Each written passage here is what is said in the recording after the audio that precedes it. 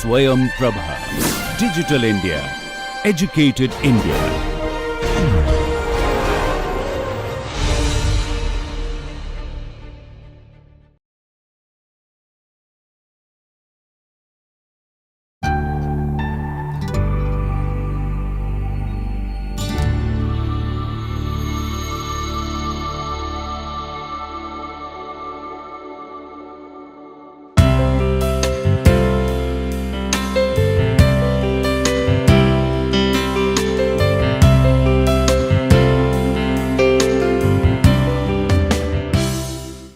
Hello everyone.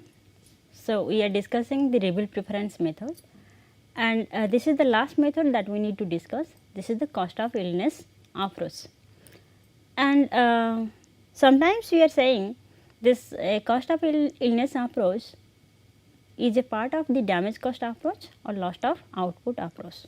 So, that is why we have taken into account.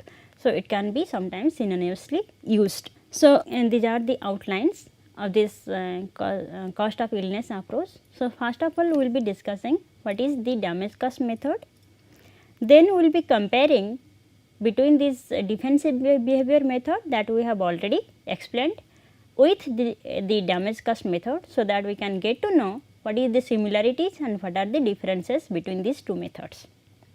And then we will be discussing what is the cost of illness approach and how this cost of illness approach is different from the damage cost method, whether it is the same method or something different. Then we will be discussing what are the different steps that we need to take into account for doing this cost of illness study, and then we will be having the concluding remarks on the cost of illness approach. Let us discuss with the damage cost method. So, what is the very meaning of this damage cost method, and then we will be comparing with the defensive expenditure method. So, as you understand from the very meaning, so in damage cost method what we are targeting is to estimate the resource cost. So, why resource cost? Because what are the costs that is occurring to the resources in case of some environmental changes, let us say environmental bad like the pollutions.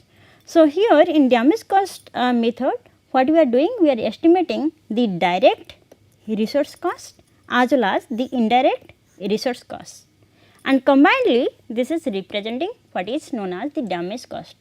In a layman's language we can say damage cost is nothing but we need to calculate what is the amount of damages that a particular change in environmental bad has created, and this is represented in terms of direct damage cost to the resources and indirect damage cost to resources, and combinedly we are saying this is the total damage cost.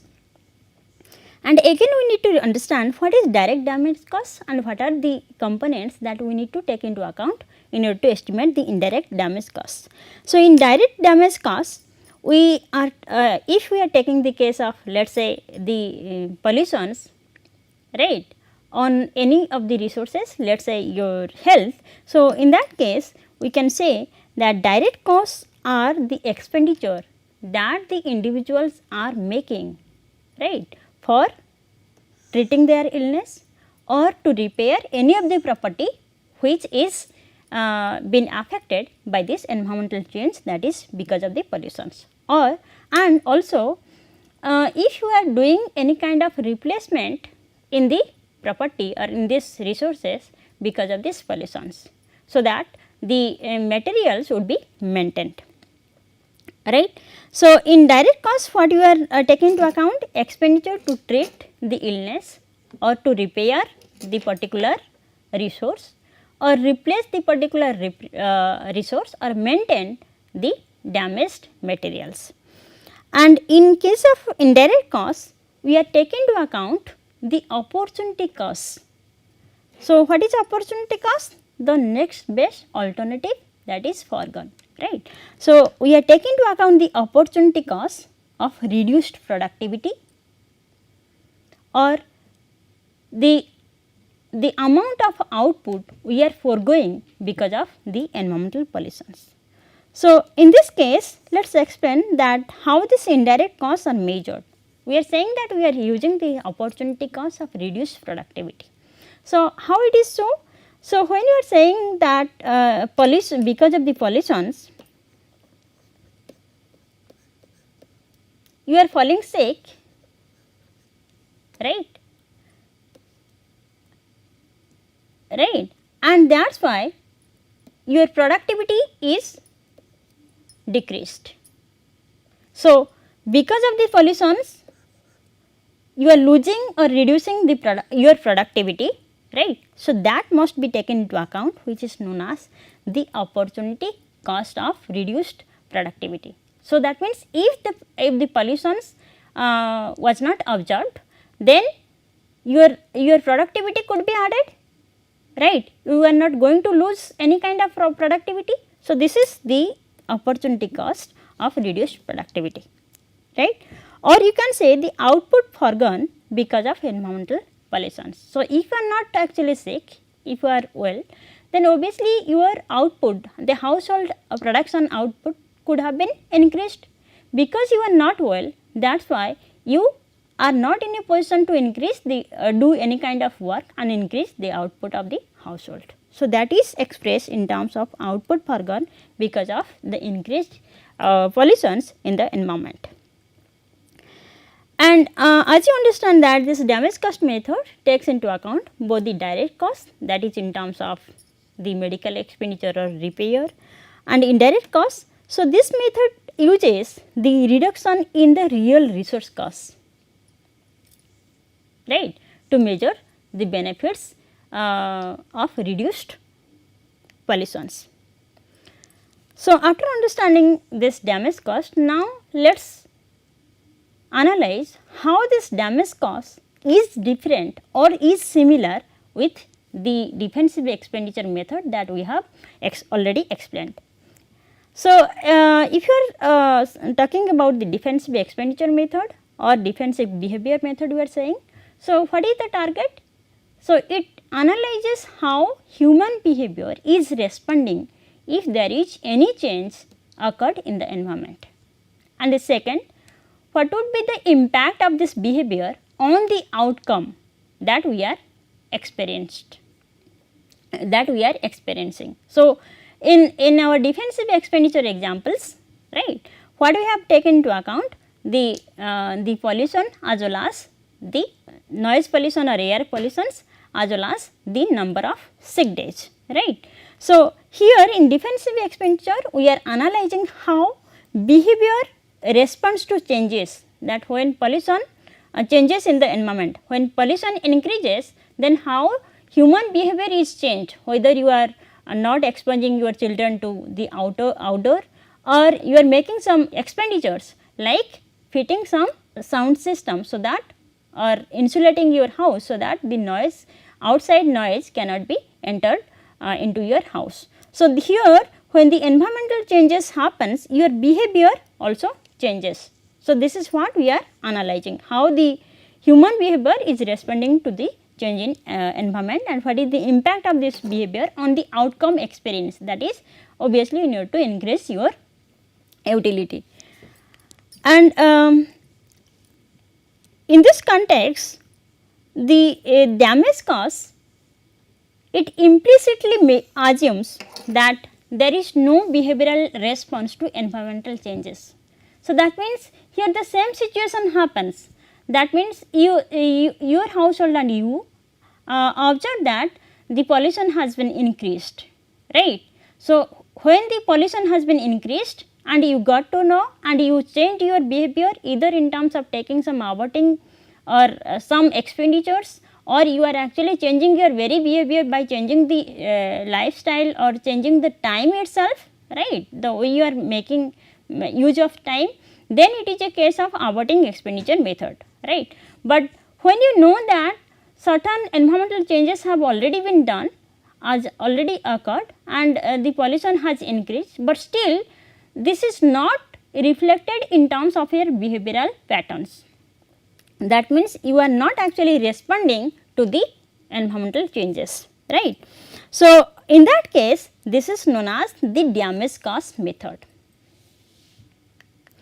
And in defensive expenditure, the second more important difference that we can make between these two methods is that in case of defensive expenditure, the method is typically designed to estimate the economic value, that is we are more interested to find out what is the willingness to pay, right. But whereas in this damage cost method we cannot estimate this economic value of this particular environmental bad. And the third one you can say, or in continuation to this we can also say that this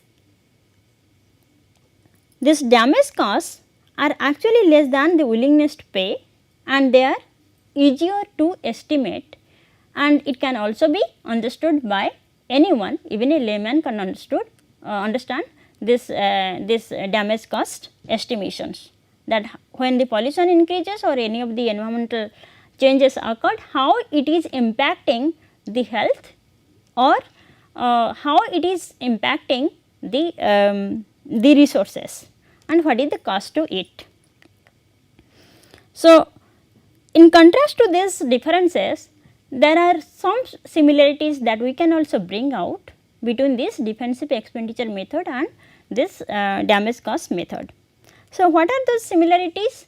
So, as you understand, we talked about the reveal preference method. Obviously, both of these methods are under the family of the reveal preference method. Moreover, both of these methods are based on the same theoretical arguments or theoretical underpinnings, that is the household production method.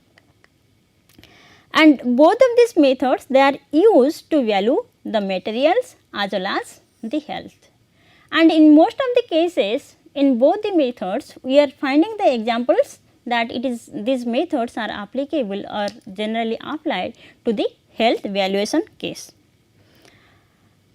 And again, both of these methods, they are used to value changes in outcomes of the pollutions, and here we are talking about, let us say, the sickness or the time of or the duration of illness, and to value the underlying changes in the pollution that can cause changes in the health outcome, right. So, this is how we can actually bring that we can segregate, we can understand that what is the damage cost method and how it is different from the averting or defensive behavior expenditure method.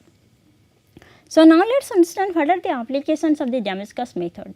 So, we can apply this damage cost method to the materials and damages. If some environmental changes occurred, then how the materials have reduced their value, or what kind of physical damage that has been occurring to the materials because of these environmental changes, let us take the pollution itself.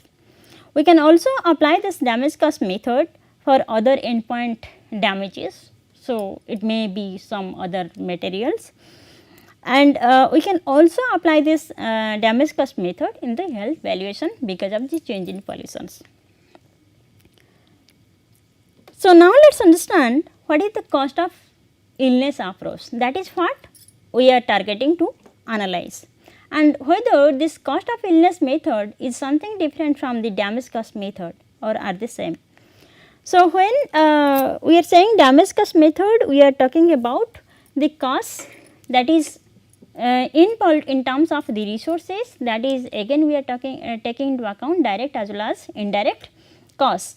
So, here when you are talking about, or when you are specifying some specific applications of the damage cost, and that is in the context of health, then this damage cost can be known as, or it is termed as, the cost of illness approach, right. So, that means this cost of illness approach is a special applications in the context of health, and when this damage cost is applicable in the is applied in case of the health context, then it is known as the cost of illness approach. And we can take the same logic, the way the damage cost is measured. So, the cost of illness for estimating this cost of illness, we can take into account the direct cost as well as indirect cost, but our focus is on in the health context only.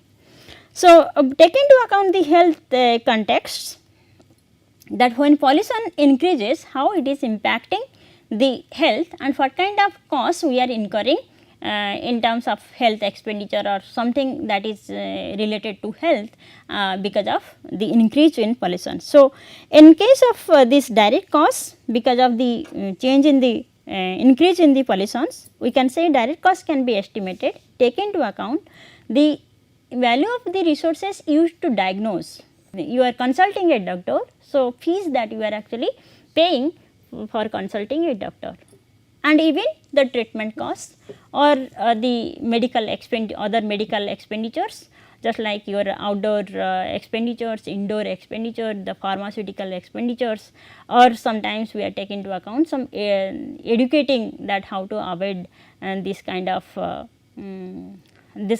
problem that we are facing because of this pollutions.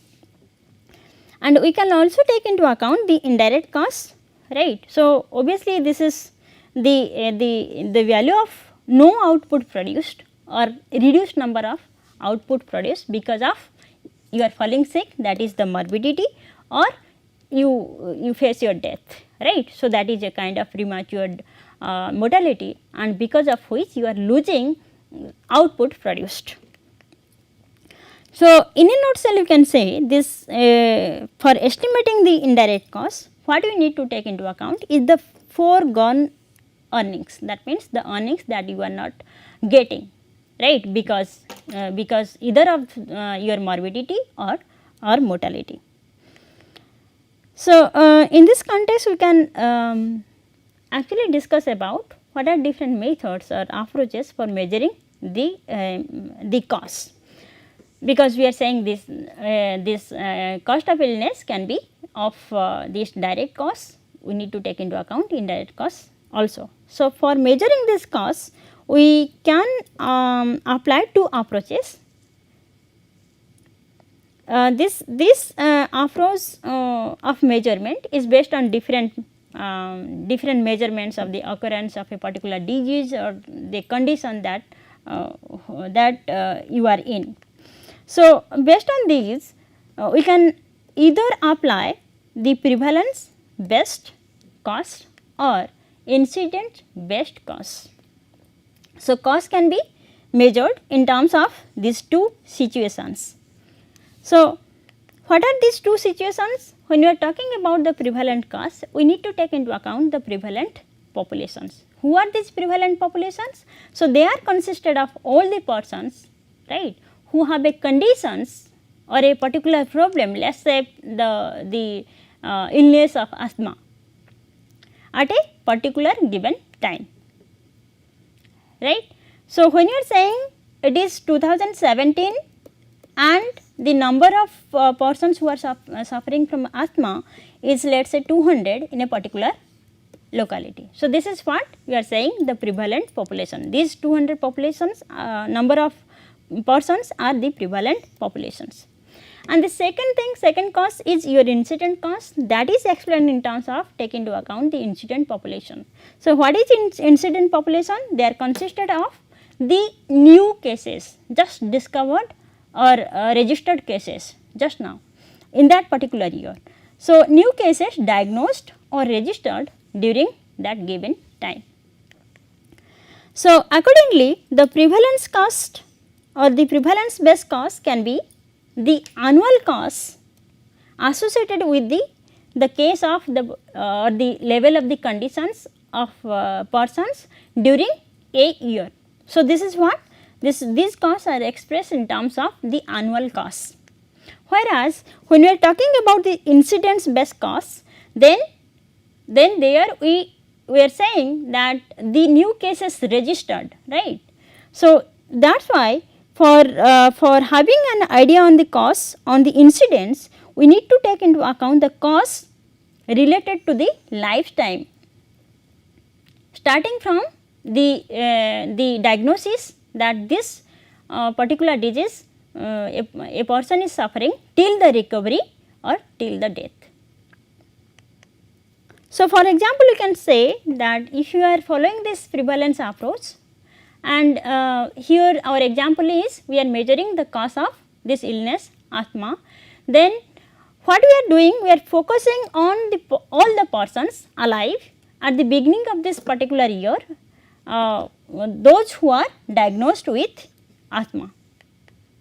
So, in that case what we are doing, we are calculating the direct cost by taking into account the direct cost like treatment costs, charges that we are paying for the emergency room, or you are saying the physician fees or medicines that we are consuming, right, during a year.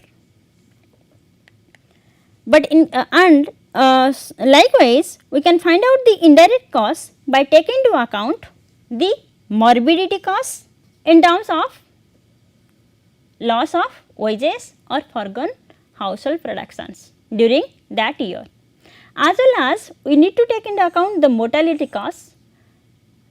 For example, if the person has not faced his death, then obviously he could have added some earnings or some household productions, right. So, these household productions, amount of household productions and value of this earning, right, it can be expressed in terms of present value. So, that means when you are saying the person got his death in 2019 itself,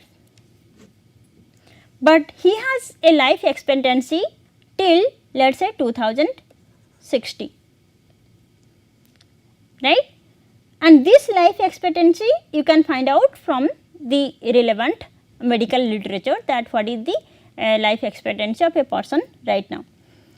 So, based on this understanding, in order to find out the mortality cost, we can say that what is the earnings the person has lost from 2019 to 2060, and we need to actually express these earnings, right, in terms of the present value. For the first year 2019, so what is the earning? Let us say it is 3000 rupees. In 2020, what is the earning? Let us say it is again 3000 rupees. But this 3000 needs to be converted to the base year, that is 2019, because you are actually appraising what is the cost right now.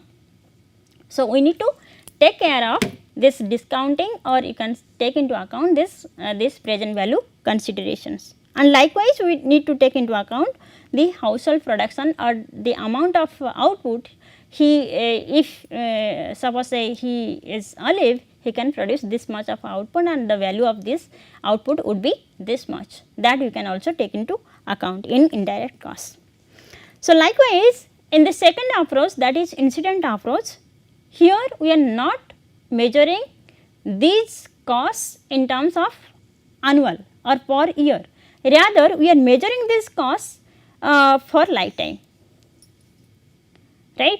So, what we are measuring, the lifetime cost of persons diagnosed with this particular disease during this year, and we are forecasting, and again we need to take into account the discounting costs because of the person is falling sick, or in the case of it is death, over the remaining expectancy life.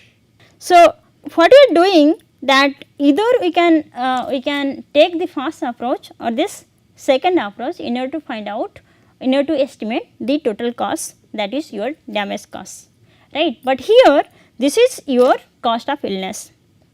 Therefore, when you are saying that we need to actually take into account the lifetime cost itself, not a particular year, okay. So, that is why this cost is complicated, is more complicated than the first approach. So, now we will just have an understanding that how this willingness to pay and damage costs are related, because in our awarding behavior method, we found that this cost of sickness is from two sources, that is your medical costs because you are sick, and the second one is loss of wage. So, this is a direct cost, this is an indirect cost, right. And from these the damage cost in this, if this is so, this damage cost in this particular case would be known as the cost of illness approach, because we are only focusing the case of health. So, here we can also find out the marginal impact of a given change in the illness on the cost. So, just by taking into account the first order derivative of this cost of illness, we can find out this is what, if the sickness is increased by one more time, then what will be happening to the medical expenditure, that is the direct cost, and also your indirect cost in terms of loss of wages. And again, because we are comparing this willingness to pay and damage cost method, this willingness to pay for a given reduction in the sickness, it exceeds the cost of illness, right.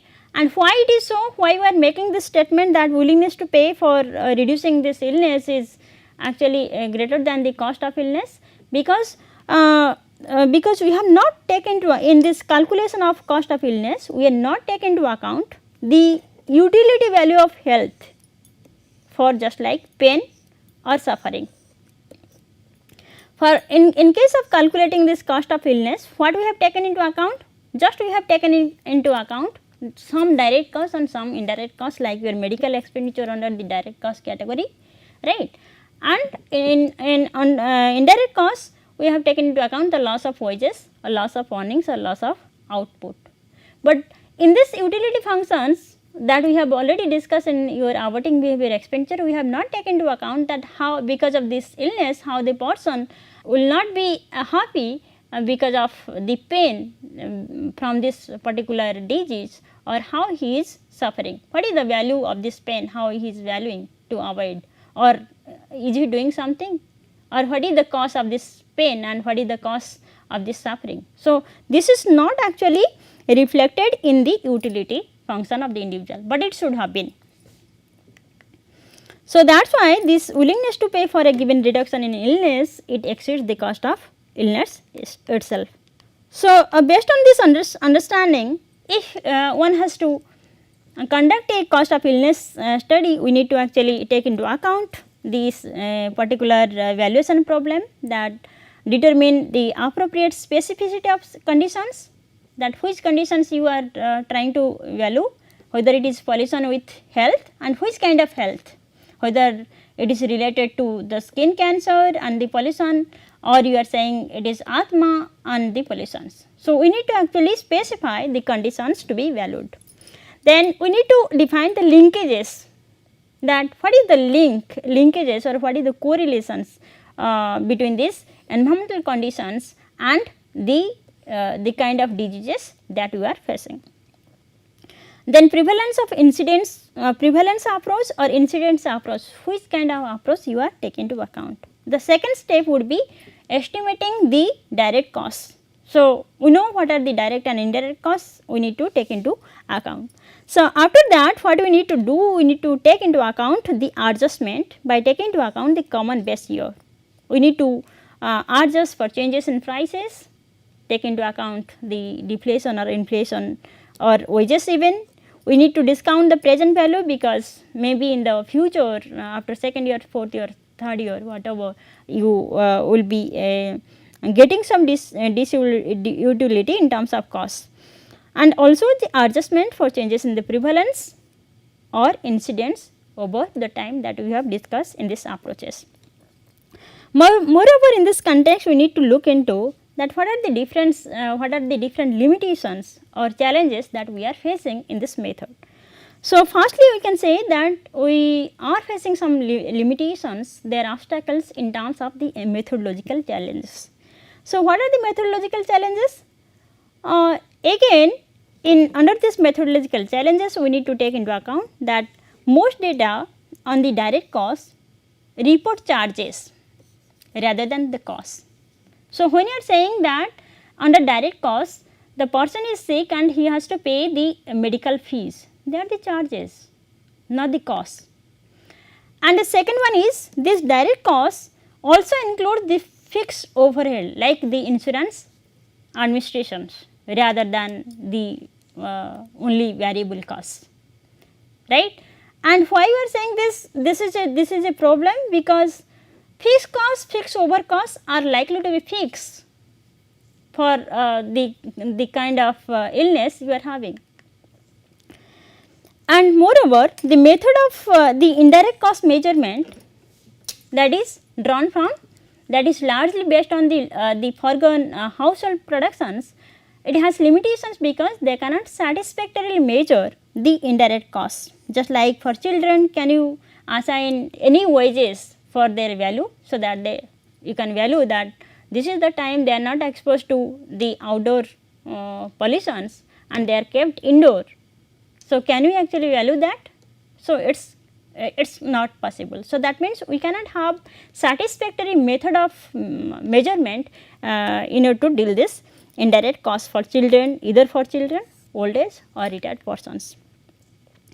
And moreover, in the presence of comorbidities, that means for the during the same time you are having different sickness.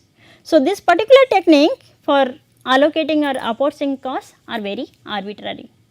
That if you are saying that you are suffering from this sunburn as well as the cancer because of this particular problem, environmental change, then you cannot actually apportion or allocate that what are the costs, right, for having this sunburn, and what are the costs that you are incurring because of this cancer. And moreover, we are also facing some fundamental challenges. So, you can say this method is not a money measure of welfare change. That means, in a true sense we cannot actually express this in terms of willingness to pay.